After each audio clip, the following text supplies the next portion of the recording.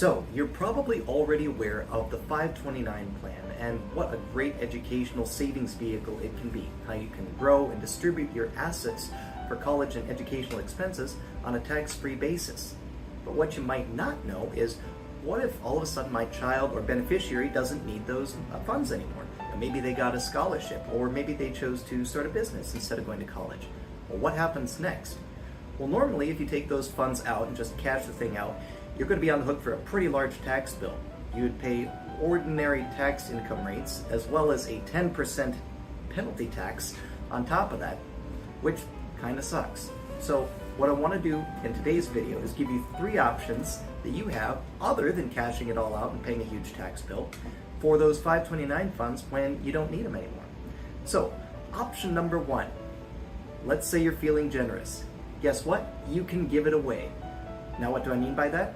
A relative may receive those 529 funds on a tax-free basis. So an easy example where I see this come into play all the time, let's say little Jimmy has a younger sister, little Annie, and she hasn't gone to college yet, but she's planning to. You could just take that 529 that Jimmy didn't use and transfer that to Annie. And guess what? No tax impact.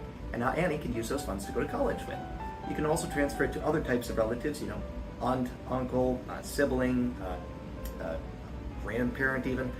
As long as it's a relative within a certain degree of consanguinity, it works. Option number 2, let's say you don't want to give it away. Well, guess what? You can use it on yourself. A couple of ways that I've seen this come into play are, let's say you wanted to go back and get a higher degree, learn about something that was near and dear to your heart, you can absolutely do that. Another one that not a lot of people think about is, let's say you have a hobby. Chances are there's something, a school or an institution that can accept 529 distributions on a qualified basis that you can go to and learn more about that hobby. A couple of quick examples where I've seen this come into play in a really cool way. There is a golfing institution down south that you can go to, and they teach masters and pros. This is where a lot of people go to really hone in on their golf game, and guess what? They take 529 distributions.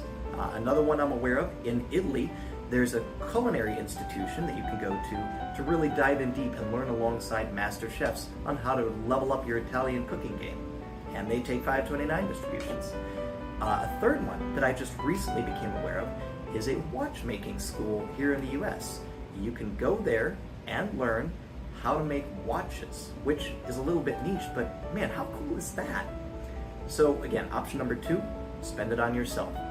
Or option number 3, now this is brand new, just became available as of the Secure 2.0 Act and kicks into gear on 1/1/24.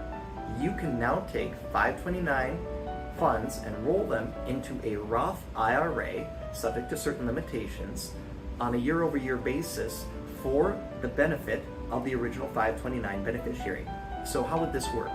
Well, let's go back to little Jimmy. Let's say he decided to start a business and doesn't need those funds anymore, and little Annie also has a 529 that's perfectly fine. She's going to be just fine when it comes to college. Little Jimmy's 529 can now be rolled at $6,500 per year, according to current limitations, into a Roth IRA, piece by piece, up to a lifetime maximum of $35,000. Now the expectation is that these amounts will slowly rise as we index them for inflation. But what this means is, instead of having to take out the whole thing and pay an enormous amount of income taxes on it, we can take a significant sum, again, chunked up on a year-by-year basis according to the Roth IRA contribution limits, and set it aside in a tax-free rollover or conversion type transaction that allows now little Jimmy to have retirement savings that he'll be able to use once he reaches age 59 and a half. So if this sounds like it might be interesting to you, or you have further questions on, well, how do I actually put this into practice, give us a call, drop us a note. We're happy to talk about whether this might be a good fit for your situation. And in the meantime, I'll see you out there.